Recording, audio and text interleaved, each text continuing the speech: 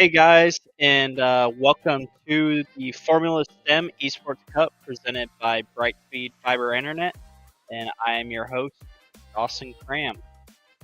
So, just a quick rundown on who I am and why I'm allowed to yap to you guys and tell you guys what to do. I am a professional race car driver in the NASCAR Xfinity Series and in the NASCAR Craftsman Truck Series. I've been racing since I was 5 years old. I have done pretty much everything there is to do in motorsports. Um, I've done all sorts of crazy different things. I've been a driver, obviously. I've been a driver coach. I've been a spotter. I've been a team owner. I've been taking part of all the logistical sides of being an owner, so more like a general manager.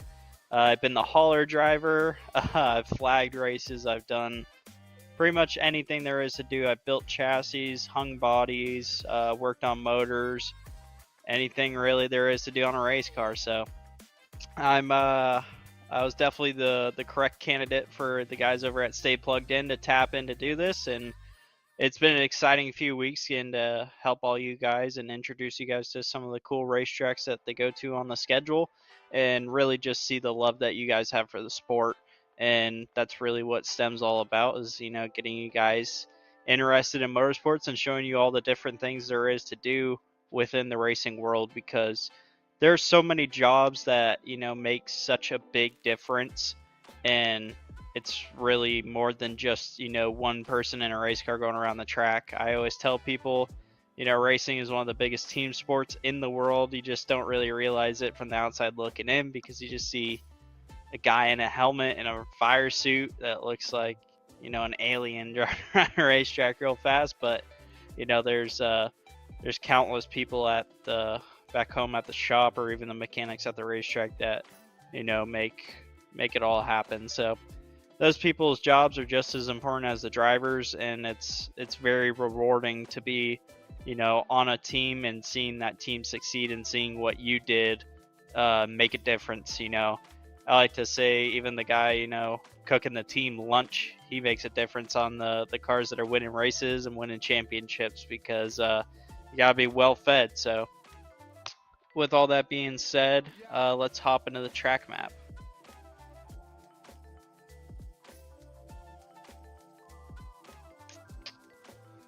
Also, I have my live comms pulled up, so if you guys at any point in time have any questions, feel free to type them out, and I'll try to get back to you guys. And that could be relating to this weekend or really anything racing wise. So, Las Vegas. Viva Las Vegas. This is one of the coolest racetracks in the world, in my opinion. Probably not the greatest actual racing surface in the world, but driving through the streets of Las Vegas is just freaking awesome. I mean, the sights, everything. Even when we go there with the NASCAR stuff and we race 20 minutes north of the city, it's still awesome. Vegas is just, there's nothing like it in the world.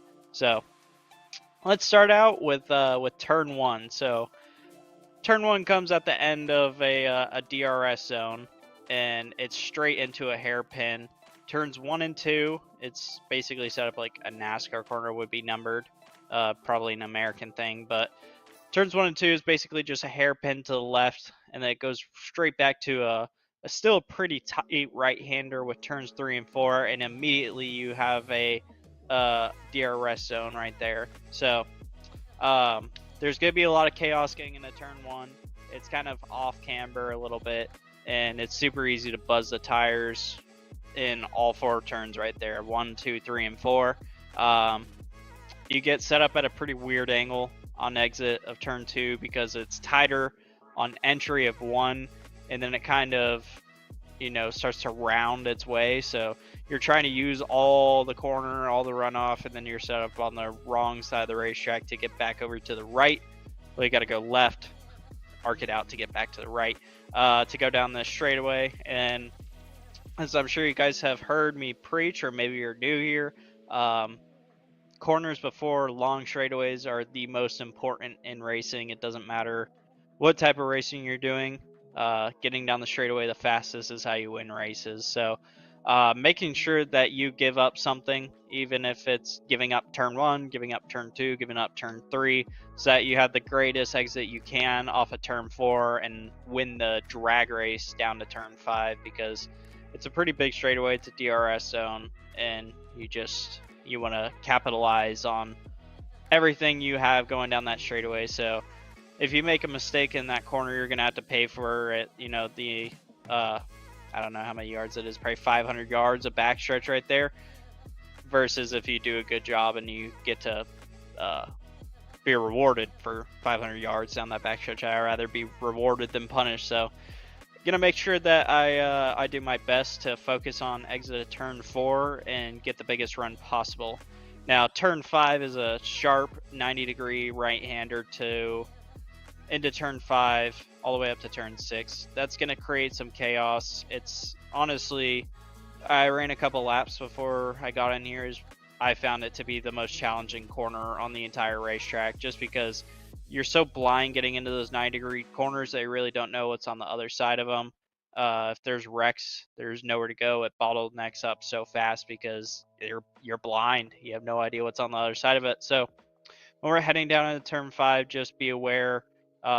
We always talk about the most chaotic turns, and I'm going to call those turn 1, turn 5, and turn 14 for this week, because those are hard braking zones. It's pretty easy to detect that, when there's a hard braking zone, there's probably going to be somebody that's going to try to be brave and outbrake the guy next to him. So it's also it also creates a pretty natural passing zone, just because you have the capability to jet out of line and attack into those corners. So as we practice for this weekend's race or tomorrow's race, we need to be on the defense and the offense. And what I mean by that is you gotta practice being able to block into that corner, so be offline, blocking people's ability to dive bomb you, and then also practice our flying laps, where we'll have a big natural arc into that corner. It's super important going through these 90-degree right-handers that you have your braking done before you get into the corner. We'll get into that a little bit more when we're doing the actual driving, but if you've listened to me yap before on these, I really like to preach that you ask the car to do one thing at a time, whether it's throttle, brake, or turning. You gotta do your best to not do them all at the same time, because you only have so much tire on the racetrack, and if you ask it to do one thing at a time, it does better than doing multitasking and try to do other things. So enough with turn 5. We're gonna go straight up the track, and we're gonna have a sweeping right-hander to turn 6. Now this is a really unique braking zone. It's unique because you're turning right or turning left and going through this sweeping corner, and then all of a sudden you gotta be hard on the brakes to get into turn 7. Now it's not an insanely hard braking zone, but you're still carrying a decent amount of speed, and the car is it's out of the racetrack because you're asking it to go through a turn already, and then you're asking it to slow down to go through the next turn. So like we just talked about for a second there, is asking, you only have so much of a contact patch of your tire. It doesn't matter what race car you're in on the racetrack. So you only have a allotted amount of grip from that tire. Now when you start asking it to do multiple things, like in this corner, you're going to be turning and you're going to try to be carrying throttle, because it's honestly, you don't really have to lift or brake too much for that corner. So you're really trying to carry speed through it. You have your car unwound really on the right side tires, and then all of a sudden you're asking it to slow down. That's asking for a lot, so that makes that braking zone super challenging. We'll get into that when we do some laps, but getting the wheel straight as possible for that braking zone is where you are going to find the most speed. So got another pretty sharp left-hand turn. This whole section right here of 6, 7, 8, 9, I feel like it's going to be super easy for mistakes to be made, especially when you're trying to push. So one thing I'd like to preach before we get into it is just slow it down, take it easy. It's easier to not make a mistake and go slow through there than to, make a big mistake, then you're off track, giving, serving a penalty or facing the wrong way, or you wreck your car and A saying someone always said to me when I was growing up was, "You can't learn anything when your car is on jack stands in the garage area." So keep all four tires on it, keep the fenders on it. Of course, these don't have fenders. Keep your wings on them, and just continue to learn and run through these corners, find out what you're struggling with, and then figure out a way to improve yourself and improve your line, breaking anything you find yourself struggling with. All right, now on to sector 2. We got a sweeping right-hander, turn 10. It's wide open. Real nothing challenging there. Turn 11. Again, we have a turn before another sharp 90-degree corner that creates some challenges because your car is unwound, like I said before, with turn 6 and 7. So you're asking a lot of your race car to slow down for turn 12. So getting yourself set up correctly to be into the braking zone for 12 is going to be the correct way to get through there, especially because we have a DRS zone directly after it. So, like I said earlier, I got to keep saying it because it's the truth. These sharp corners before long straightaways, that's where we make our most speed. We want to be, this is about double the length of the 500 yards. Now I made up that measurement straight off my head, so we're just gonna call it 700 yards. We want to be rewarded for these 700 yards all the way down to turn 14. Turn 13 is just a kink, you're wide open. But this whole section right here is super scenic. You get to see all the buildings. I believe it goes past like Caesar's Palace and stuff like that. So it's super cool, super surreal. I'm sure it's really awesome in person to be a fan and watch the cars whiz down that road. I've driven down it in a Chrysler Pacifica. That was pretty cool. It's my rental car, but I'm sure it's pretty awesome in an F1 car, and it's definitely awesome in the game to see all the sights. So we got another 90-degree left-hand turn because I guess the people that designed this racetrack, they just wanted chaos. So we got, I think I've counted about 3 or 4 of these 90-degree right or left and right-hand turns. So definitely going to have some bottleneck there. It's super closed in with walling there, so there's not a lot of room for error. So again, I think we got to preach, slowing down to go fast. Just make sure you don't make mistakes, not bouncing the tires off the wall and bending tie rod ends and messing up your alignment. Then the car don't drive as good. We're not gonna achieve too many things if we start doing stuff like that. So then we got a pretty long straightaway after turn 15, 16.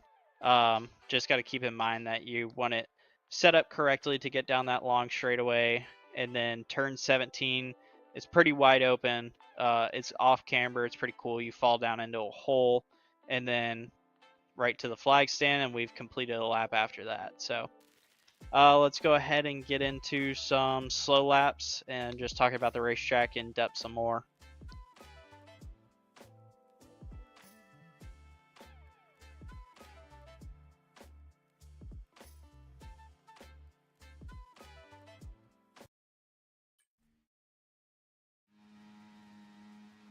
So here it's going to spit us out onto the front stretch here in a second.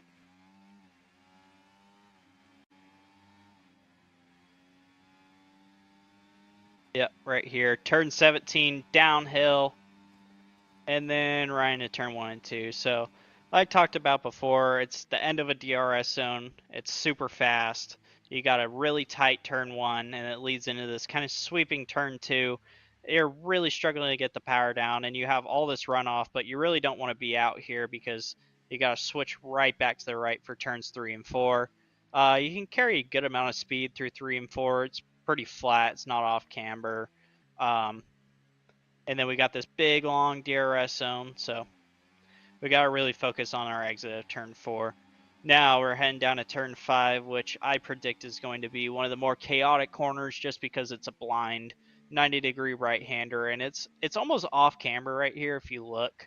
It does some funky things because it's an actual street, so it goes kind of up and then drops off, so it really makes the car get confused on where it wants to be planted at. So getting the throttle down off of turn 5 is, creates some challenges just because you're asking some random stuff of the car because also the left rear was planted and then it's not, and then it's planted again. Then it's planted really hard. So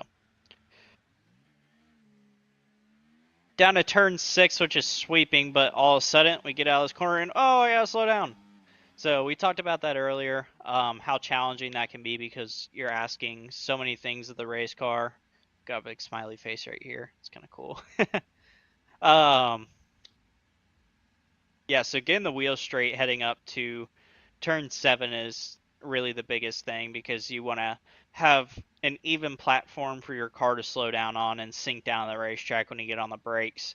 Really just looking for maximum braking capacity there so you can release the brake, get a nice angle at the corner, and then right here it's a super odd corner to the right in turn 8 because if you notice right here, I have a bigger arc than what the racing line really calls for. So it's just really trusting that your car can get around this bend here, and then it's straight back into a lift and turn. Now this is a pretty important corner because it's a sharp corner.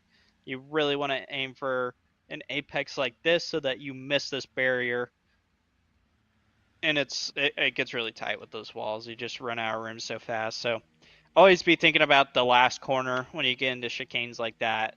Really, any corner you're going through on a road course, you need to be thinking about the next corner, but especially right there in turn 9. Turn 10 right here is wide open. Super simple. And into a braking zone again. I feel like of all the aggressive, hard braking 90-degree corners, turn 12 is the easiest. And that's good news because we got this gigantic straightaway going down the boulevard. You know, we got Paris right there. I stayed there the first time I ever raced in NASCAR. Now these walls, they just create such a challenge because you have to deal with so much. You're already going through, super tight turns, but on top of that, you have no runoff. So it just can create some anxious feelings because there's not really any runoff. But like I said earlier, just slowing it down and taking it easy, usually always prevails. Kind of like the story of the turtle and the hare, the rabbit, and the turtle won. So, and right here we got our last turn, turn 17. Super cool how it falls down into a dip right there. Leads us right back into turn 1. Again, we got a sharp corner, and we're kind of letting it run out.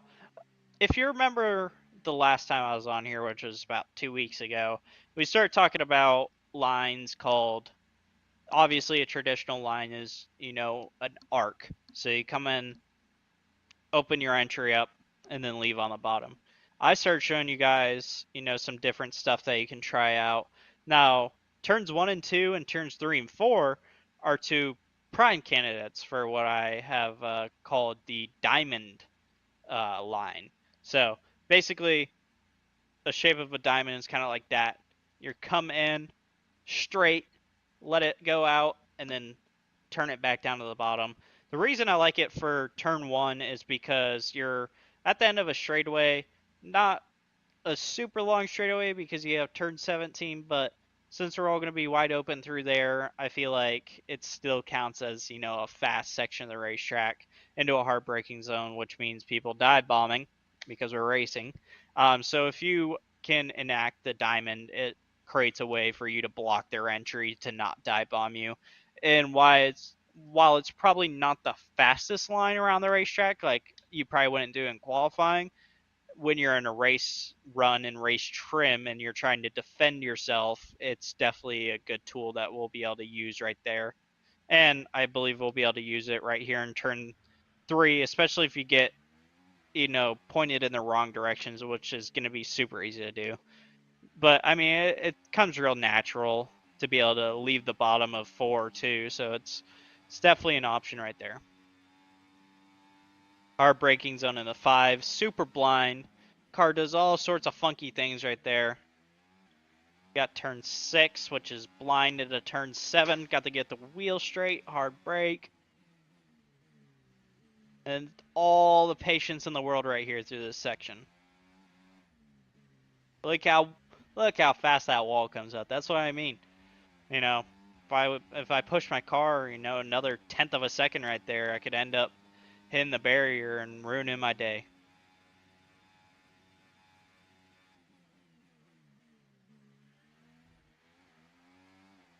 Super cool DRS zone right here. Yep, there's Caesar's Palace right there. If you guys ever watched the movie The Hangover, and he's like, "This isn't Caesar's Palace, right?" They're like, "What do you mean?" He's like, "Caesar didn't live here." And they're like, "No." And he's like, "I didn't think so."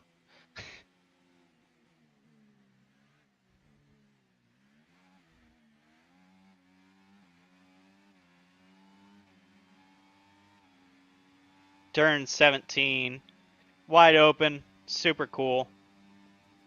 Now, one thing I'm noticing about turn 17 as I run through it right there is it kind of goes uphill before it goes downhill, and it kind of makes the front end get light there for a second. So before we start climbing the hill, you really got to initiate your car into a turn where it's already starting to get um wound up onto the front tires and already starting to change the angle of your car into the corner, because when you get up over the crest of that hill, it gets light, and then you can't be starting your turn right there because then you're going to push for a second, and then it's going to end up, half a foot in the wrong spot. So initiate our turn before we get to the hill, and then you can kind of slow it down as we get over the hill.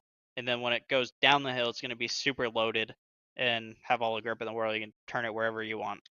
But those fast corners where we're all going to be wide open, it might not seem like it matters that much to be super precise or care about, your turning or anything like that. But I argue that it almost matters more because it's all so easy that we all have that, the best guy has to be the most perfect to make sure that he's scrubbing the least amount of speed through that section, because we're all racing for tenths of a second, even hundreds, thousands of a second. So if you can find a way to get, extra 100,000, then it's definitely worth it.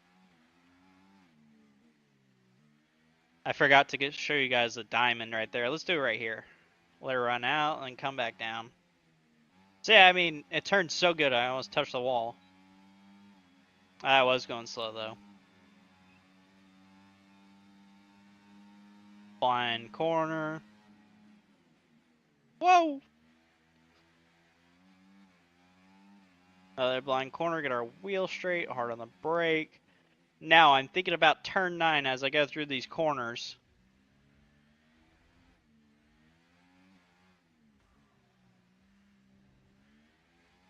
That wasn't beautiful by any means, but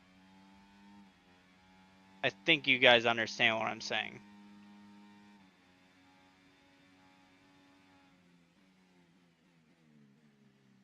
These 90-degree corners is super easy to break traction with your rear tires, so do your best to have the wheel straight as possible when you're asking the car to accelerate forward through these sharp corners. Easier said than done, I understand. But I really encourage you guys to get out there, do your own practice laps, figure out what you're struggling with. If it's throttle in a section like that, then you can just work on, finessing your pedal and making sure that you find where you have the most amount of grip. So right here, we're gonna start initiating our turn before we get into the hill. This kind of creates a better flow.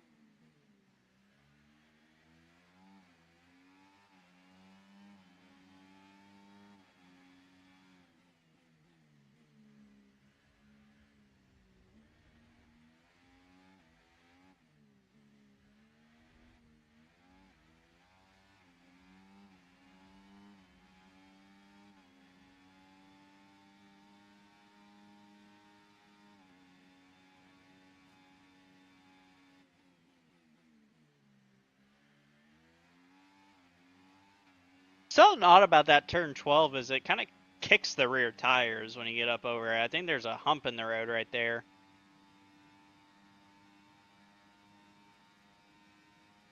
Man, this is such a cool view.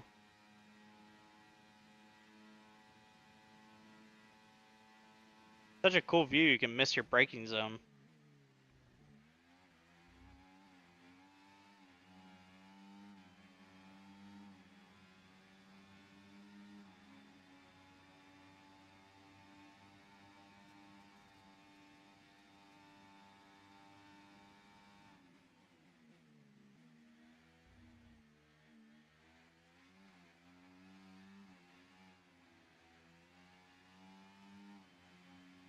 See, this is what I encourage you guys to go out and do, is just go out there and frickin' drive the car hard and find out where you make your mistakes. See, like that. Now we gotta figure out why I did that. Okay, damage is off. But, just take a look at this corner from the backwards view. You see how wavy this thing is? It just... You gotta think about the contact patch of your tire on the ground. So you have 4 tires, they're on the ground, and they only have that much contact patch actually meeting the ground. And you're trying to go 150 mile an hour through this corner and asking, rubber, what your shoes are made out of, to keep the race car on the racetrack. So when you start going over these whoops and stuff like that, it obviously makes it easier for the car to slide the tire, because, couple ways that these cars make grip any car in the world. One, aerodynamically. Obviously, when we're running over bumps, kind of doesn't matter. I mean, it kind of matters because we could get all scientifically and talk about, the perfect amount of air underneath the wing and over the wing and gap to the ground creates the most amount of downforce, but I'm not going to worry about that.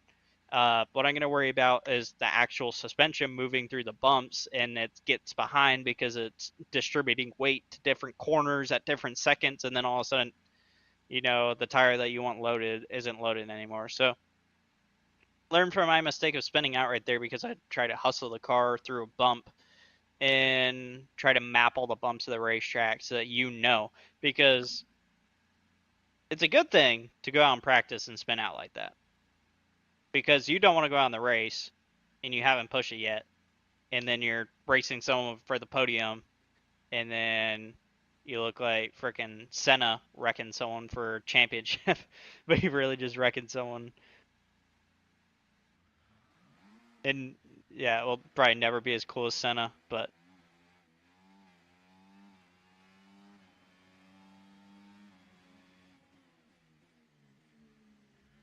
that smiley face is staring at me.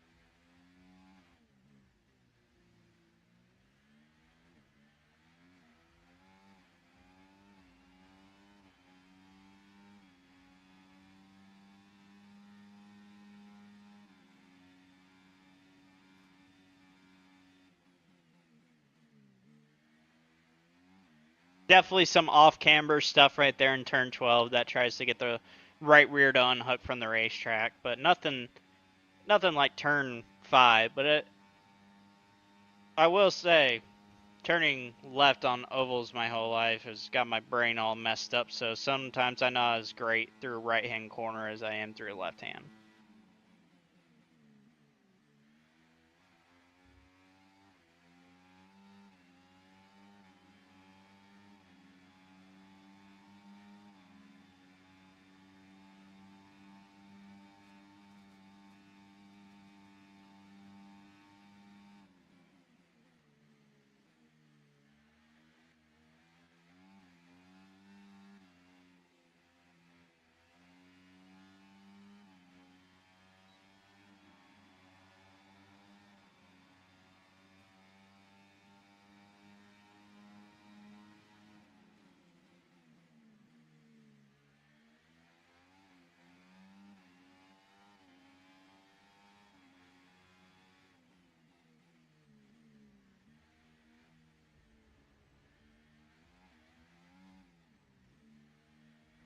Also stuff like that. I mean, where I just got the time penalty because I ran the right sides over the curbing.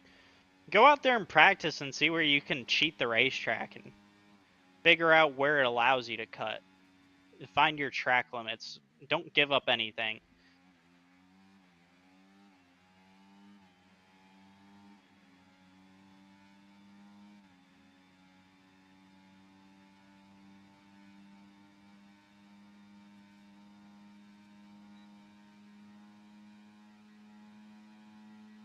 This section right here, 14 to 16, is so cool. Because right here, it's like blind, but you can carry so much dang speed right there.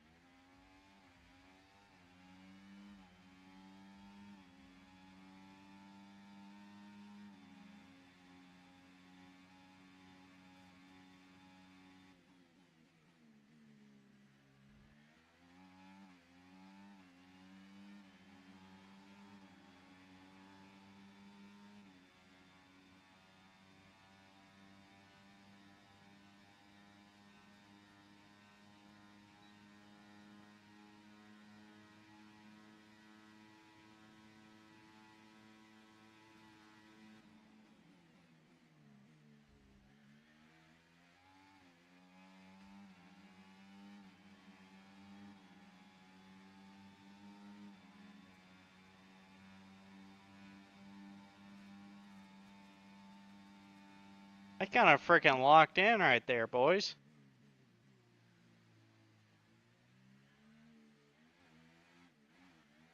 Alright. I found something that I didn't see before. We're going to talk about it. It's probably a section that you guys won't even think about. And it probably won't even matter, but I'm going to talk about it anyways because it matters to me.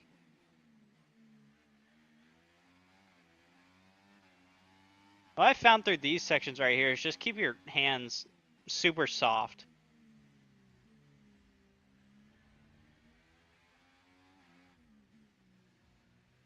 Right here. This corner coming up to the right. I believe it's turn 10. That's 10, then 11, then 12.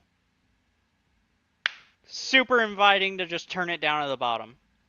I think if you guys rewind it back to the lap that I just did, I unwillingly, or not unwillingly, I did it definitely willingly, but I unknowingly turned in too early, and it created the wrong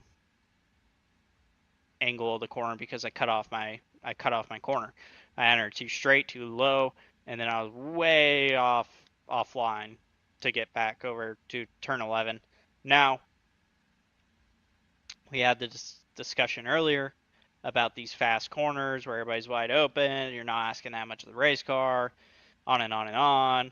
But to me, I believe that those sections are so important because people just brush over them, that if you can go out there and you can find a little bit, it's definitely worth it to go find that little bit. So turn 10 right here to the right, we got to make sure that we have the right line, this big sweeping arc. And turn 11 really doesn't matter. I kind of ran second lane right here to get, down this section correctly. But these big sweepers, even like right here, turn 13, so important. 13 not as much as 10, but I think you guys understand what I'm trying to say. This braking zone right here, while it's pretty hard and off camber, it seems to invite you in and then doesn't really have too many repercussions. Turn 15 is pretty straightforward. Just kind of running straight through 15, giving up a lot so I can get off of 16 here my best. And it's blind, but you really can get after it real hard because it just seems like it has a ton of grip right there.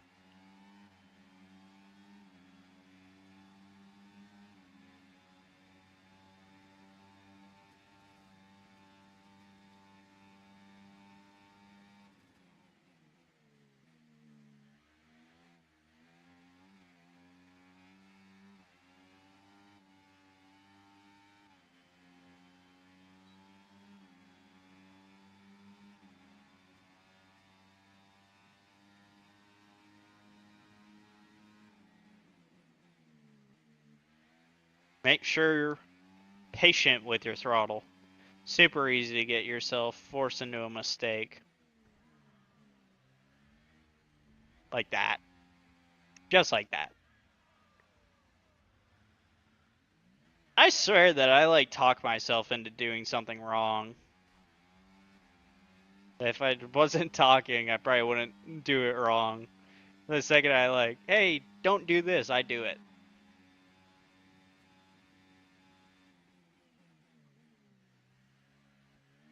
Maybe if I say like, don't go fast, I'll all of a sudden go fast.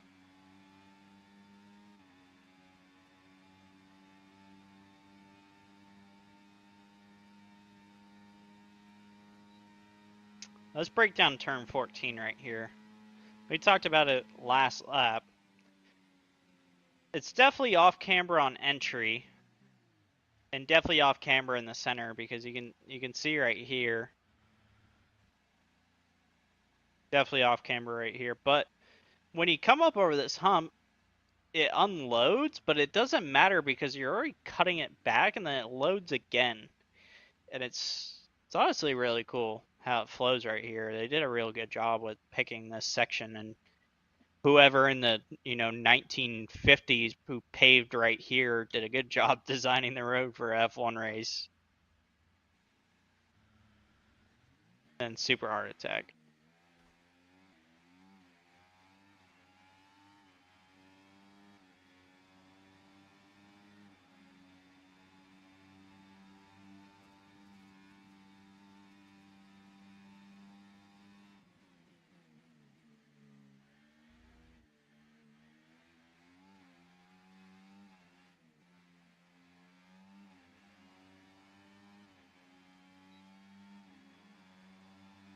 But I definitely suggest you guys play around with different angles. Like right here, you're gonna have to be defending in this corner.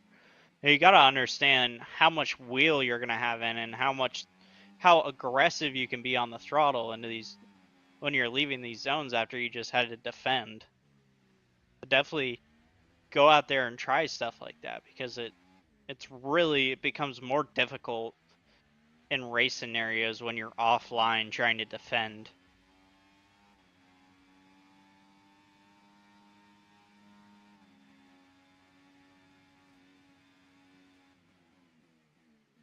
See how much harder that is? Definitely when you're out practicing before the race. Just hop on, run some laps, try some weird stuff, and think about the different positions other people are going to have you put into. And then also you have the added bonus of how bad of a position you can put someone into. If you squeeze someone on entry right there, I mean, this whole section's messed up for them. And then if you get left side of someone getting down here into turn 17, let's see what happens. Like you push someone way out here now, like it's not that bad. Now you can run the top of someone right there. You get pushed out here, not horrible. Push out here, kind of bad. Gets more off camber.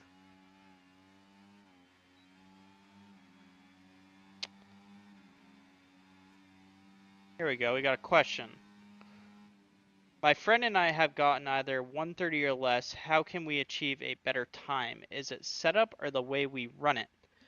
See, I mean, I only ran 133, so apparently y'all are better than me.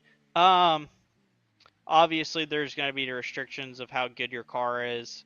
That's always going to be something holding you down. But as far as finding a faster lap time, I can help you out with that. So we have the bonus of we get these delta bars, and it shows us, green, purple, stuff like that, where we're going slow and where we're going fast. So if you go through and figure out where you're struggling with, then you can find the section that you're struggling with and then really focus on the certain corners that you're having problems with. Now, I of course can't see this data, so I don't know if it's, the faster sections of the racetrack with the sweeping corners or if it's the tighter corners of the racetrack, and possibly if it's braking, center, or exit. So the best way to break down a turn is to split it up into three sections. So we have entry, that's going to be our braking and initial turn. Center is our coasting center, and the max amount of turn. Then exit, obviously we're trying to put the power down and get it out of there. So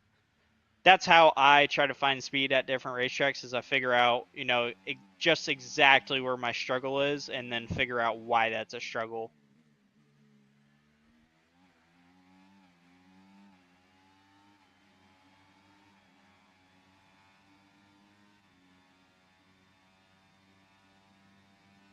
And also, obviously, don't hesitate to ask questions if you guys got them.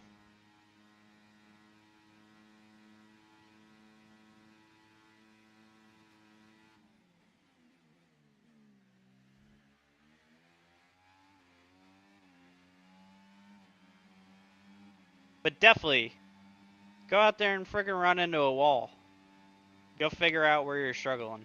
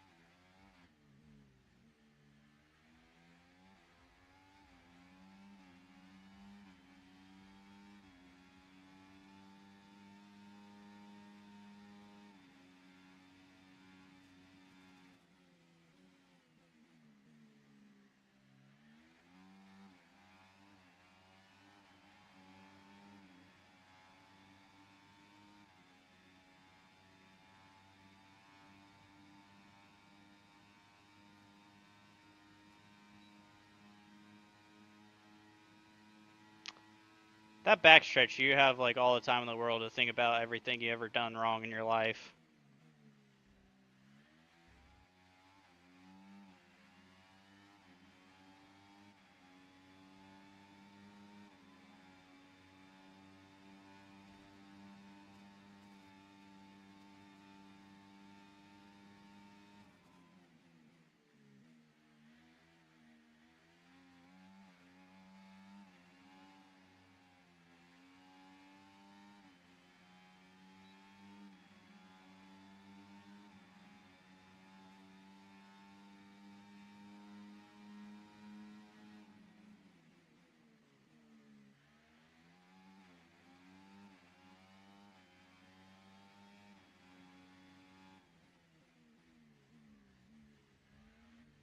And I wrecked.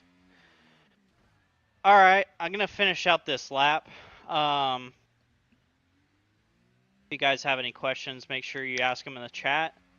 I think this is gonna be. I think this is the last time that I'm with you guys for the season. So definitely feel free to ask any questions you might have.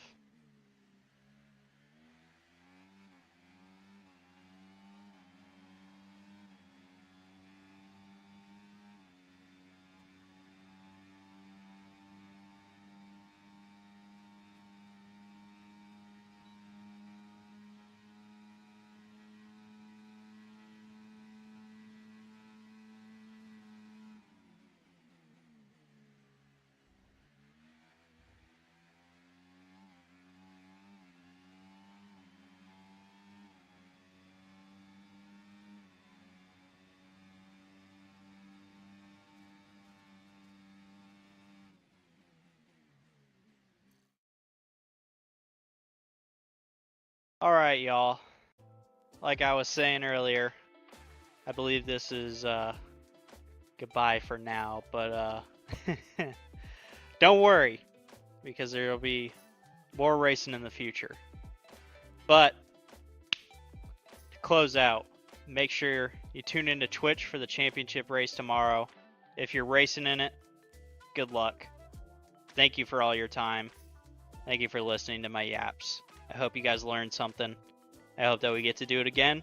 But make sure you tune in tomorrow at 5:50 p.m. Eastern and twitch.com/stay plugged in. Good luck, guys. Thank you for everything.